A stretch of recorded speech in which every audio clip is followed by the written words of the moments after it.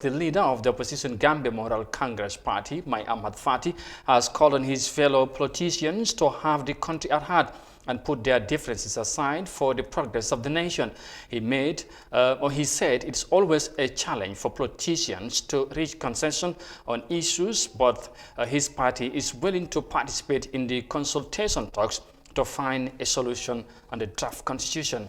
Mai Ahmad Fatty tells us more of that in this remote.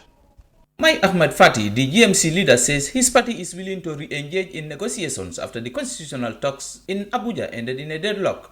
For us, GMC, our priority is how do we change this country? How do we transform this country? What do we need to do as a people? And that is why we are always willing to negotiate.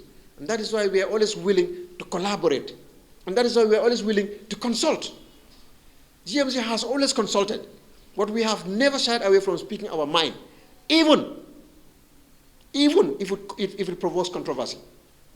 Honorable Fatty says people need to reason together and reconsider values as the country is undergoing a test of democracy. He says politicians should see similar directions and endeavor to end this crisis. I am not claiming that I have solutions, but I am breaking the moral conscience of the state, of the nation, for us to recalibrate and rethink where we are going as a people. What have you lost our values, and why? Why are we where we are today? Why is it that it is very difficult to get 1, 2, or 3 political leaders to agree on anything at all? To agree on anything. Why is it so difficult? The GMC leader believes the constitution does not feed or provide employment for citizens, but because of Gambia's interest, his party has to participate to rescue the country from the grip of the 1997 constitution. Our politics is so negative and is so overheated. But because we are willing to compromise in the interest of the country, and that is why we have participated in the constitutional talks. From day one, right down to this moment, we are in the middle of it. Why? Because we believe that 1997 constitution is quite a good one. It's a very good constitution.